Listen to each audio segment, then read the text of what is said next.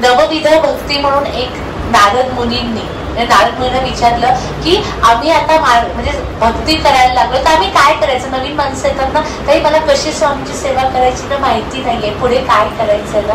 तर 9 प्रकारे आपण स्वामींची सेवा करू शकतो. पहिली सेवा म्हणजे नामस्मरण.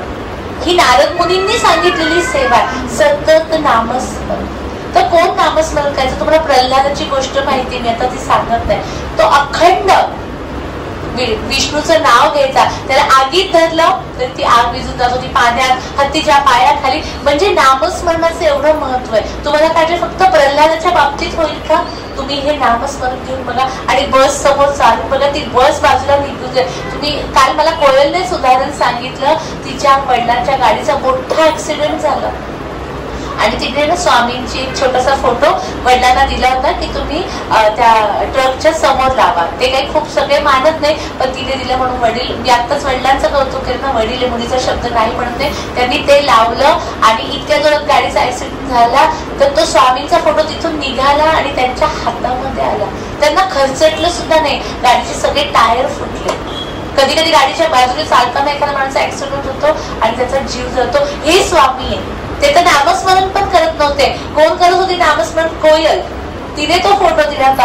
हे गुरु आहे की तू मला शब्द दिला. तिने काय सांगितलं स्वामींना, स्वामी तुम्ही माझ्यासाठी काही करू नका, माझा भाऊ, माझी आई आणि वडील हे सतत बाहेर असतात, त्यांच्या पाठीशी राहा. एवढा शब्द स्वामींनी. आपण पाळतो का स्वामींना किती शब्द देतो आपण, त्यातले किती पाळतो. आणि स्वामींनी तेवढा एक शब्द तिचा पाळला आणि तिच्या वडिलांना काही दिलं. हे नामस्मरणाचं महत्व आहे. कीर्तन वारकरी संप्रदायात किंवा कथा चालतात ना, त्याला कीर्तन विठ्ठल विठ्ठल म्हणत ते आज आळंदीला जातात. किंवा आपण श्री स्वामी समर्थाचं पालखी घ्यायचो आपण. हे कीर्तन आहे की घरामध्ये कोणी नसेल. मीरा काय करायची, पदभांग म्हणजे पायाला तिने घुंगरू बांधले होते आणि तिचे घुंगरू वाजायला लागली की कृष्ण समोर नाचायला. ही सत्य घटना आहे. तो समोर येऊन प्रकट व्हायचा. मी नेहमी म्हणते दरवाजा बंद करा, इथं मी प्रॅक्टिस करून घेते तुमच्याकडनं. घरी गेल्यावर, नवरा कामाला गेल्यावर मस्त छान कृष्णाचे स्वामींचे भजन लावा आणि नाचून बघा. हा माझा अनुभव आहे. मला जेव्हा उडपीला श्रीकृष्णाचं दर्शन झालं होतं आणि ते बाल रूपामध्ये दर्शन झालं आणि जेव्हा मला तिथून सोडून त्याला यायला लागलं, त्याला घेऊन तर मी येऊ शकत नव्हती ना, तर मी गाडीच्या सीट मध्ये डोकं खाली घातलं आणि देवाला म्हटलं की माझं बाळ तिथे. एका आईला तिचं बाळ कुठे ठेवलं, ती कशी जाईल. माझं बाळ तिथे राहिलंय आणि तू मला कुठे घेऊन चाललाय. 6 महिने मी साडी, घरात कधी मी साडी घालत नाही, पण मी ब्लाऊज घालायची की तो कृष्ण कधी पण आला तर मला त्याला दूध पाजताना. हा भाव असला पाहिजे त्याच्यासाठी. ती मीरा त्यासाठी अशी वेडी होती. तेवढं वेड झाल्याशिवाय तुम्हाला तो एवढा सहज साध्य नाही. आपल्या म्हणजे की आपण स्वामींची सेवा करतो, पण करोडो मध्ये एकाला स्वामींचं दर्शन होतं. त्याच्यासाठी रडलं पाहिजे. वेड्यासारखी मी 6 महिने अशी पडून राहायची कुठे पण आणि माझ्या डोळ्यातनं सतत सतत सतत अश्रू. मग मी 6 महिने झाले त्याच्याशी भांडली. म्हटलं तू मोठा होशील, राधा बरोबर निघून जाईल, या यशोदेचं काय होणार आहे ना. आजपासून मी त्याची मानस पूजा सोडून दिली आणि मग मी कुठून त्यातनं रिकवर झाली होती. एवढं सोपं नाही. माणसं देवाचं दर्शन झाल्यावर वेड होतात. म्हणजे आपण म्हणतो ना की देवा तुझं एकदा दर्शन घेऊन द्या, एवढं सोपं नाहीये त्याचं दर्शन.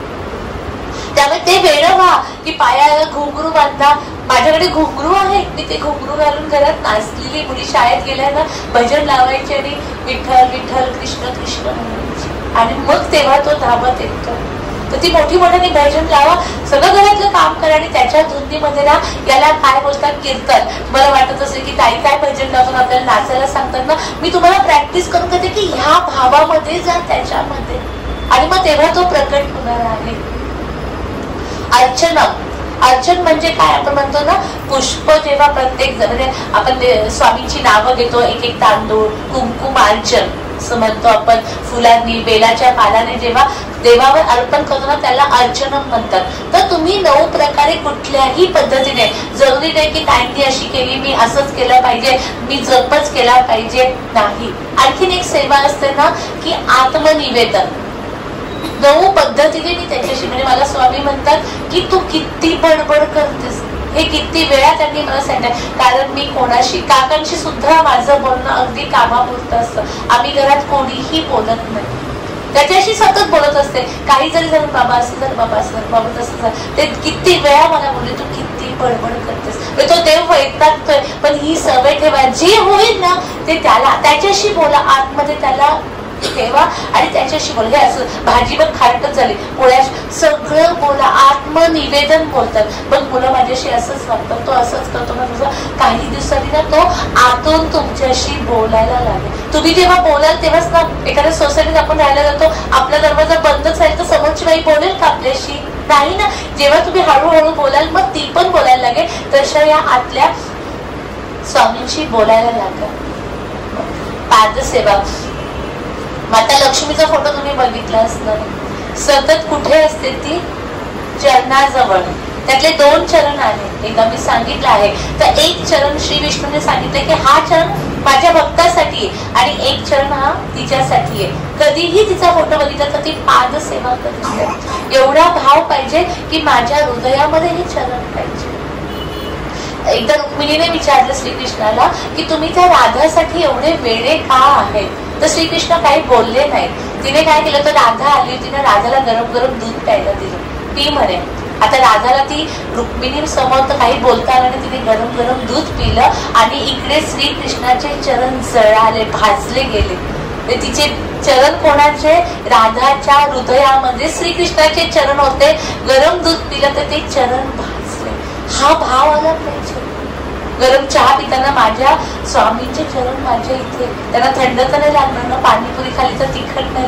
हा जेव्हा भाव, म्हणून मी म्हणते एवढा सोपा नाहीये, खूप कष्ट घ्यायला लागतात. पण एकदा तो भेटला की तुमच्या आयुष्यातले सगळे कष्ट निघून जातात.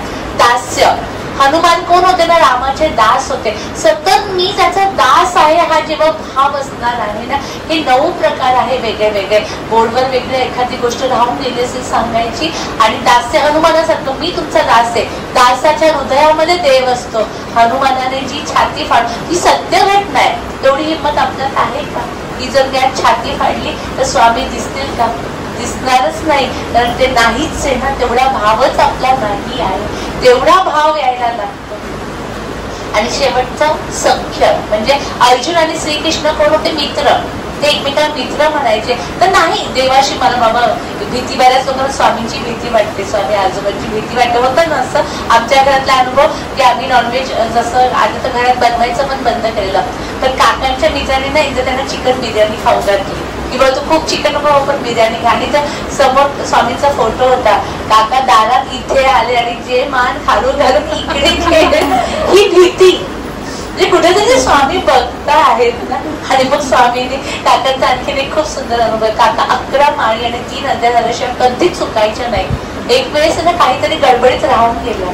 रात्री 2 वाजता स्वामींनी हॅलो काकांना उठवलं. उठ म्हणे, तुझ्या माळा राहिल्या आहे. काकांच्या गळ्यात माळासाठी काकांनी, आता मला हे माईक मध्ये काढतात, काकाने अशी माळ काढली, काकाने माळा पूर्ण केलं, झोपी गेले. नंतर दुसऱ्या दिवशी हे की देवाला वाटलं पाहिजे की माझ्या भक्ताने एक नियम केलेला आहे, तो नियम कुठं तुटला नाही पाहिजे, तो देव धावत आला पाहिजे.